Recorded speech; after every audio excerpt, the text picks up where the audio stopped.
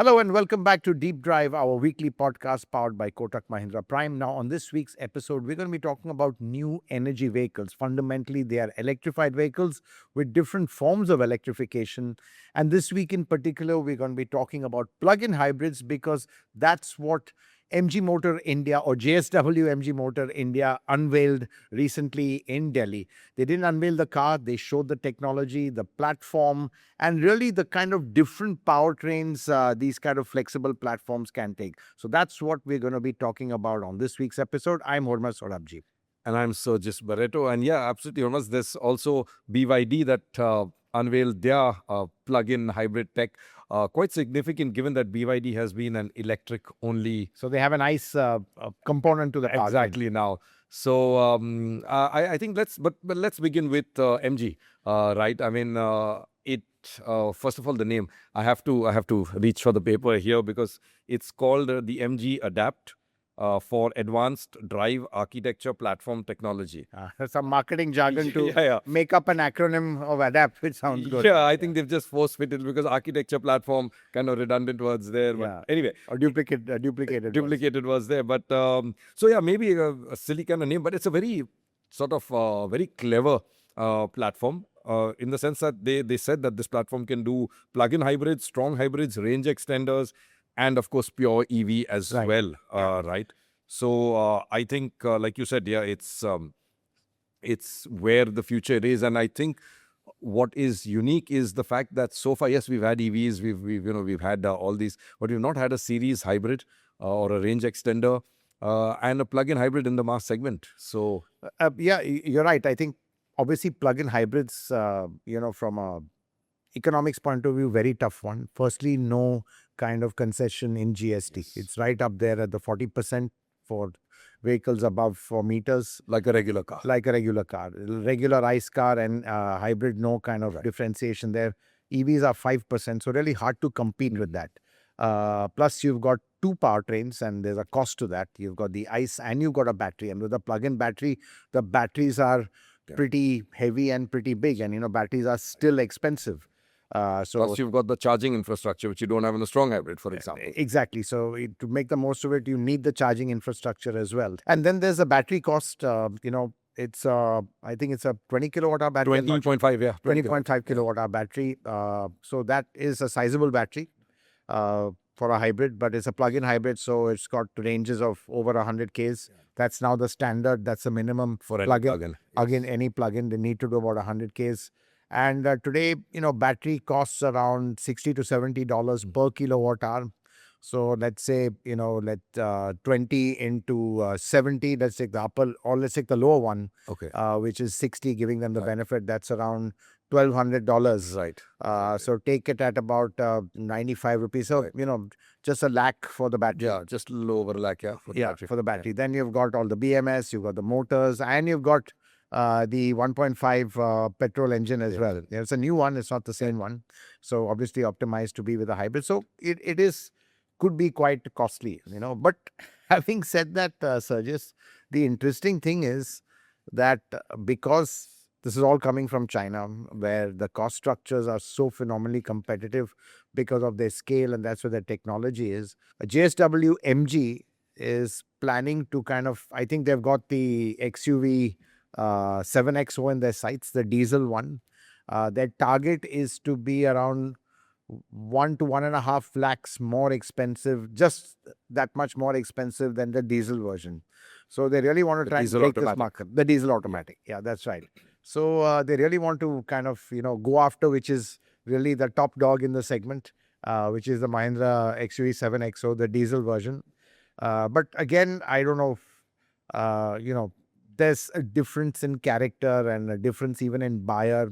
And I personally still think diesel is a better fit in that segment, but we'll come to that later. But clearly, I think, let's talk about the technology and how it works. Yeah, exactly. The technology, Hormazd, is completely different, obviously, from they're going after, let's say, the diesel auto, but the technology is completely different. As you just said, it's a plug-in hybrid. This one in particular has got some very interesting tech. So they claim it's the world's first dedicated hybrid transmission with an electromagnetic clutch. So this combination, Now, an electromagnetic clutch is, I mean, I've seen it only in some Chinese brands. Everyone uses, let's say, a torque converter, which is a fluid coupling, right? You use a friction clutch. This is a friction clutch, but its engagement and disengagement is via electromagnets. Right. So you turn on electricity, engage, disconnect. So it's very quick. They say it's super quick, super efficient, and things like that. So that's something unique. I mean, then there's also a lot of other bits that they have. They have the unit, the powertrain unit. It's a 10-in-1 drive unit. Recently, Tata Punch, on the new EV, they had the 6-in-1 combined unit. So I think everyone's going towards this combined sort of thing. Make it as integrated as possible. As integrated, fewer networks to handle, cable, fewer microprocessors required, less communication between things. Different chips. Systems. Exactly. Right, so you've got your motor, you've got your gearbox, you've got your onboard charger, BMS, exactly, everything all integrated into this. So Tata had done a 6-in-1 unit. These guys have got 10-in-1 unit. So everything's all there in that one unit. So pretty handy, should be very reliable. Now, of course, a lot of people tend to think that, hey, wait, if something goes wrong, then everything's gone. Right. But the reliability goes up because you've got less wiring, less cabling, less communications happening. So and obviously it's more integrated, more compact. Exactly. And I think that's why they might even be having a cost advantage as well. Right. Eliminating some, let's say, parts or systems where exactly, a fewer microchips, because there are fewer of these ECUs now. Right, you don't have a separate ECU in each of the separate you units. just got one powerful, let's say, controller or ECU which just talks to everything for all of that. So that's quite clever. The other bit which they claim, they say the engine itself has a thermal efficiency of about 43%, which is pretty good, because I mean, typically you're looking at, I think, 35 to 40. Some of the better ones are at 40, 41 maybe. So this one is, just a little bit better in terms of the thermal efficiency. So well, that's what they say. I mean, to be honest, that's the claim. Yes, their ICE, let's say, track record isn't great. We've seen that with the 1.5 petrol, which the Hector is there, and that will continue. Right. I think, in a lower form, they'll continue. By the way, interestingly, they've discontinued the diesel altogether. Yes, correct. From the Hector as well. It's not there. So there's no diesel in the MG powertrain. And I think, talking about this platform, Sergius, they're all electrified options. Yes. There's no pure petrol, and of course diesel too is out of the question completely. So this is really all electrified options. So we've talked about the plug-in hybrid. Yes. And sticking to the plug-in hybrid, clearly I think we're going to have a range of over 100 Ks. So I think on the EV mode. On the EV mode. On the EV mode. Yes. Yeah, exactly. I mean, that's what they're saying. It's about 125 is what they claim. 125. Maybe in real world it'll be 100. That's pretty amazing. And then they say that the total range also, Hormazd, should be over 1,000 kilometers. Right. And that's because this is a series parallel hybrid system. So, but they say that they will sort of default to electric mode as far as possible, which we've seen many brands. That's right. Yeah. You try and use the electric advantage as far as possible. Only high load scenarios is when both combine. So so that the range should be quite good. Yeah. So I think talking about range, I want to stick to the electric range because 120 Ks is so technically, if you've got a charger at home and you're doing, let's say, a regular office to home and back kind of scenario, you may never use your engine at all. Yeah. It can just be a plug-in hybrid. Yeah. For your daily office commute on the weekend, you could turn on the engine when going out. That's right. Yeah. I think what everyone might worry about is with E20 in the tank, unused, what's going to happen? What's going to happen? Yeah. I don't think anything will, but I'm sure that's going to be on a lot of people's minds. But Hormazd, that's an interesting point. In fact, I have to ask you your opinion here, because everyone seems to be divided. With a plug-in hybrid, will people see this as, wow, I get two cars in one? I've got my internal combustion car for the long distance and I've got my pure EV car for inner city? Or will they just look at it as, well, it's like a waste, and if I have a plug, I might as well go electric? What do you think? I mean, it's a hard call, I know, but... Yeah, exactly. I think it's going to be interesting to see, and I think it really falls between two stools. I think the way, EV penetration is going up, and I think it's all down to the charging, infra. And let's say home charging, I think EVs are gaining more and more acceptance. That 5% GST really makes them very attractive. And of course, so I think, that's the purchase price is going to be very, very attractive on EVs. And I think with hybrids, I don't know whether people are going to see them as if they're going to use them as pure EVs from office to work and back, then they might as well have an EV. Might as well. And for that occasional long distance round, I'm sure they might even have a second car. Right. So, the fact that they're trying to position this as an all-purpose car, which means you can, use it in EV mode when you need to in the city. You don't have to get the ICE engine to kick in because the range is so much. And then when you go out of town, you don't have to worry about, let's say charging at all. Just, get 1,000-kilometer range, which is fantastic. Actually, that I'm sure a lot of people will find that attractive as well. But, I don't know whether there's going to be a majority of the people. It all depends on the pricing surges because don't forget, it doesn't get any GST benefit. It's got the highest rate of GST. It all depends on how JSW MG manages to price this vehicle. They are talking about being competitive. They're talking about it being, let's say, positioning it as an alternative to a diesel.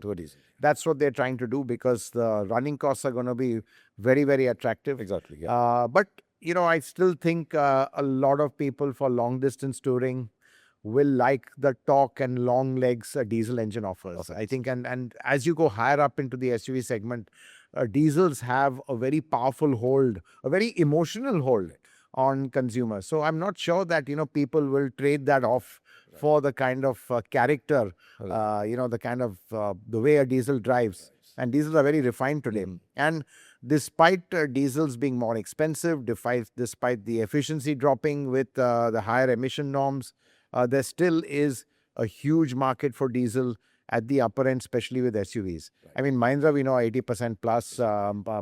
Even Mercedes, luxury cars, and the higher end, they're, more than half their sales are all diesel. Toyota, all their large vehicles too. Exactly. And talking about Mercedes, they've launched a plug-in hybrid. In fact, we've not talked about that. Actually, we've seen plug-in hybrids before, but the kind of resurgence of plug-in hybrid in a way has been led by Mercedes, which has launched the 450e. Right. And clearly, I think, so everyone is thinking of plug-in hybrids as a way to kind of, let's say, entice consumers of showing them the best of both worlds. But to be honest, plug-in hybrids can even show you the worst of both worlds. I mean, there could be a situation where people don't bother to charge it. It's too inconvenient, to plug in. They may not have home charging or whatever. So they just run it in, normal ICE, and then obviously it's not very efficient. Because you're carrying it's still a the weight. hybrid, but it's not.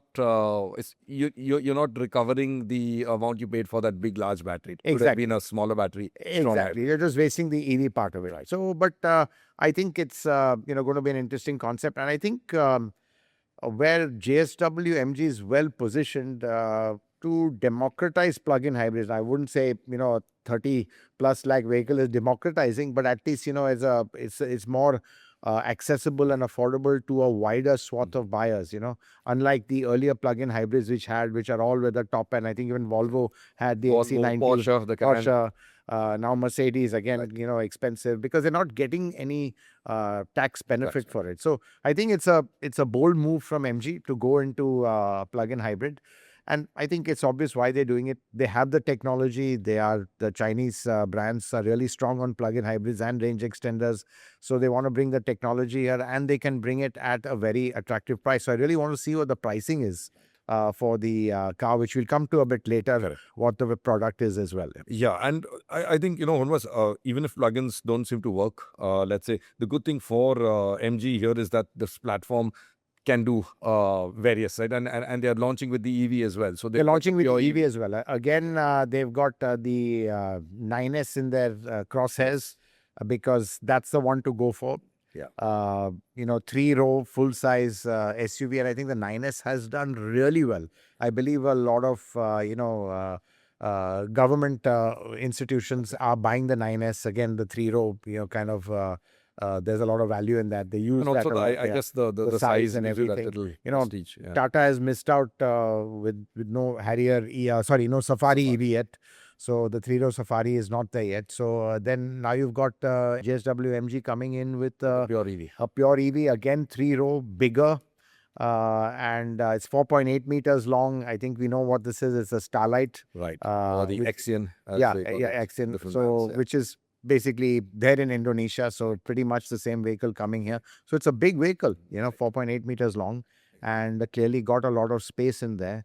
So, I mean, it has got good potential. Correct. And again, with the EV mode, I mean, in EV form, they're going to try and go after the 9S, really, which is, the best selling, let's say, the three-row SUV right now, electric SUV. Right. And what was the product itself? I think we've covered the tech. Let's talk about the product itself. Like we know it is, as you just said, the Starlight or the Axion, right? It's coming first with the EV and the plug-in, right? And I believe then later there's also the possibility of A range the extender. series or the range extender, right? Yeah. So I think the first play will be, EV and plug-in. That's what is the plan from what I understand.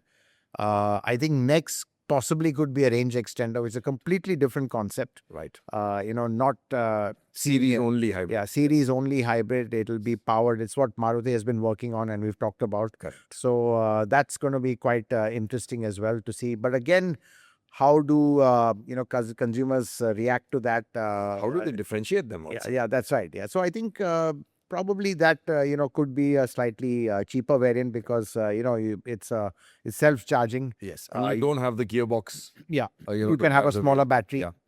So again, that would be the cheaper option. And then there's a strong hybrid. Now, I don't think they'll come out with a strong hybrid at all. At all. That's my view because when it comes to strong hybrids, they can't match the Japanese for efficiency. For efficiency. Yeah, they can't match the Japanese for efficiency. And I think that's one of the Chinese auto industry's weakness. In the strong hybrid space, Japanese are top dog. Toyota with the Toyota, Prius yeah. is just phenomenal. And even Honda's done a great job. So, I don't think there's any point of launching a strong hybrid with 21 kpl efficiency when you've got 25 kpl with equivalent On a Toyota. Toyota or something. So I think clearly the kind of weakness will be seen. Right. And I doubt they would launch a strong hybrid in a hurry. So I think strong hybrids is something most Chinese OEMs will stay away from. I think for them, it's a plug-in hybrid and the range extenders, which is going to be the next big thing. And, great choice for the customer again, because I think really these powertrains do have their appeal and, for a certain set of customers as we spoke about. And clearly, I think the range extender could be that, the hybrid version, Right. but a slightly cheaper one. Correct. As you said, the transmission is simple, basically just a generator, Exactly. Power in the charging a battery. small battery and Yeah. constantly charging it. Correct. So really, that could be a very good low-cost solution. Obviously, the feel of it is not great on the highway, and it's more of a urban-centric kind of product. But I'm sure there'd be a lot of takers for that, because even today, the MG Hector, a lot of people just use it in town, and they are kind of not, I wouldn't say not bothered, but they kind of forgive the poor economy because they have the very short running, and it's a very comfortable backseat. So that's why they keep buying the vehicle. Yeah, in fact, I think the range extender or series hybrid, you're right, the drive experience isn't that great, because very often, like I drove the Note many years ago, actually, almost. Yeah, I 8 drove the years Note ago. too. Correct. Yeah, the engine comes on sometimes to charge the battery, and it's not in sync with your driving. Yeah, it just feels like an appliance. Yeah. It's very devoid of any emotion. Right. So, but I think a lot of people just want, straightforward commuting. And, this car is a big car. So, people will largely be chauffeur driven, sitting at the back, really not too bothered about the power source. So, I think, we've got to look at it from the target customer, and there definitely is for each of these powertrains. Yeah, and you never know what the Japanese have in store, Hormazd, because I was just reading up on the new Note system, because they've developed this Note series hybrid system. They've gone on from different generations. The new one, what they're doing is, if the road is really rough, so the suspension, it's getting that input. Therefore, there is noise happening in the car. It will turn on the engine at that time to charge the battery, even if it wouldn't have normally done that. Fantastic. So they're trying to mask that sort of charging phase, Right, yeah. where you don't need it. So yeah, interesting. I don't know. Will these guys have some artificial engine noise to match the revs? You I never think know. engine noise is more an issue in high performance cars. Yeah. And, let's say, but I think in these people want it as quiet as Yeah, possible, as exactly. calm as possible, and just something that's an efficient, quiet commuter. But was also, we've got to talk of the body size because platform, I mean, in the past, it's always been a discussion about body size here. I think we spend most of the time on the powertrain. But in this platform, there will be different body styles too as well, right? Yeah, there will be, I think, in fact, the MD Anurag Mehrotra in an interview, he kind of hinted at that, Right. that there could be other versions. He didn't specifically say what there was. I speculated and pushed him Right. that what made sense was an MPV. He didn't admit or deny it, so just no comment kind of from it. But I think an MPV would be very logical. Yeah. I think that platform is big, 4.8 meters. It lends itself to having an MPV. And MPVs are becoming a rage because if you see that, I think for some people, there's a bit of been there, done that with SUVs. They want more cabin space, which the MPV form factor liberates a lot more space. You can have, let's say, a more of a monobox kind of a, let's say, design, which really opens up the cabin, longer wheelbases, shorter bonnets, Right. which in SUVs you don't typically have because the form factor of a long, tall bonnet Needs is a what you long need. bonnet. Yeah. Yeah, but that comes at the expense of cabin space. You don't need that much ground clearance. So again, you can have a more optimized floor height as well. So I think, I think MPV is to me the logical one. And, they've seen a lot of success with the M9s. Right. I mean, the M9s and the Cybers are sold through Select is actually a very, very profitable sweet spot for them. And clearly they are seeing the advantage. M9 also, they just hiked the price up by about 5 lakhs just now. Obviously, the demand is there.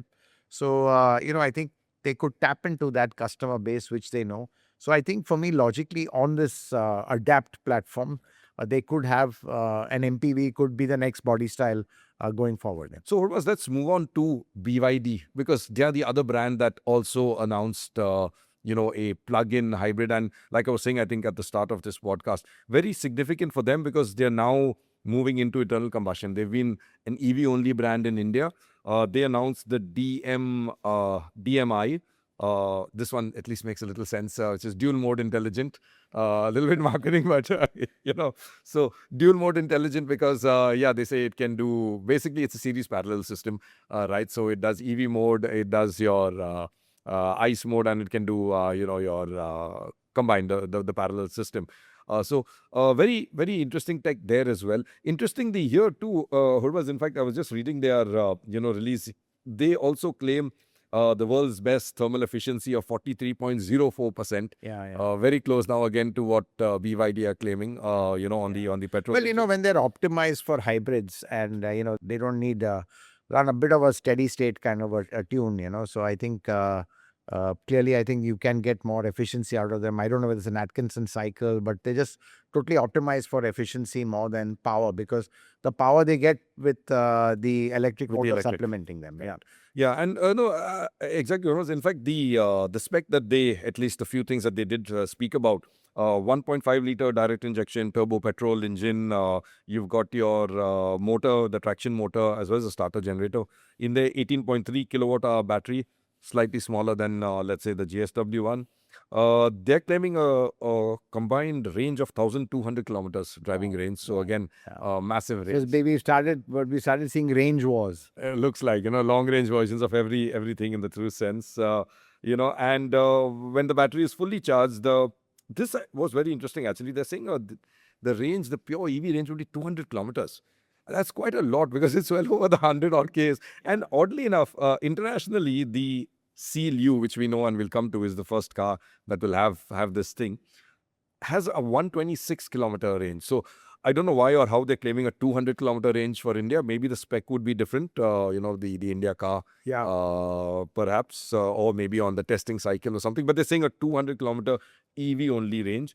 And then, of course, it'll go into, prioritizing. Yeah, but, I think when you go into these ranges, it just kind of, in a way, to me, defeats the purpose. I mean, you need that much range. I mean, I would prefer to have, to be honest, even 70-80 Ks, which covers your daily run. Use. Yeah. And maybe a smaller battery to save the cost. Right. I think in Europe, because people have really long runs now, 100 is a minimum. Right. Clearly, that's above that you have to have. So I know we are seeing these really crazy ranges on EV only mode, but 200, I think, I don't know, it doesn't make sense to me. You might as well, then you end up using a lot of it in EV mode, and then engine will just stay idle. Stay idle. That's true. And oddly though, And from a only small for that battery- one, okay, exactly. So I really don't, I'm a little skeptical on plug-in hybrids because I think today EVs with that 5% GST is a very, very compelling, proposition. And I think for most people, the use case situation is town, and if you have charging infra at home, that's it makes sense. But again, a plug-in, you need to have the same charging infra. So, it's not that you get away with a lesser infra for it. So I think it'll be interesting to see how many owners, plug-in hybrid owners, when they finally buy the cars, will have home charging, because EVs about 90+% have home charging. Exactly. Almost everyone has home. Everyone has home Yeah. charging. They want that security. Exactly. They don't want that hassle of going somewhere, charging. You just can't do that. Yeah, you just can't do that. They just want to charge at home. Or have some sort of community charging at best, in their societies. Society. Yeah, so it'd be interesting to see how many plug-in hybrid buyers have home charging or want home charging, or will they say, I'll charge it once in a while, and okay, if I don't charge it, I can run I it can on. still run it. Yeah, that's right. Or not, or just continue running it for life. So Correct. it'll be interesting to see. But I think for me, the plug-in hybrid really is, it's a kind of, you're falling between two stools. Right. I guess so. I mean, you could say that. And in BYD's case, they've not at least announced anything else around this, like in terms of series hybrid and things like that. But interestingly, and I guess the reason why they're claiming a larger EV mode is, again, they're claiming the whole powertrain has a very high efficiency. They haven't disclosed any numbers or things like that. And in terms of fuel efficiency, they say that you should get 20.8 kilometers per liter, which is fairly good for a car this size. It's again the Seal U, 4.7 meter long SUV, so large vehicle to sort of give this. From what BYD says is that once you're done with your EV only range, they will prioritize series hybrid as a mode. Right. So it's only going to try and charge the battery and let the sort of So motor extend, work. let's say, the driven wheels will have electric power as much as for as long as possible, and only on high loads, as demands the engine kicks in. will the engine kick in to power the wheels. Yeah, no, I directly. think the So- technology is just amazing, and I think, look, it's worked really well. I think Europe loves plug-in hybrids. I think in China, it's all about range extenders. That's how it works. Let's see in India, what plugs in? what plugs in. Right now, EVs are the flavor of the month when it comes to new energy vehicles, largely because they have this GST benefit. No other country has this level of differentiation in taxation between, plugins and pure BEVs. So that is really the biggest, let's say, hurdle for mass adoption of PHEVs. So I think it's going to be quite interesting. But again, I think it's, new technology that, as I said, is being made more accessible, more widespread.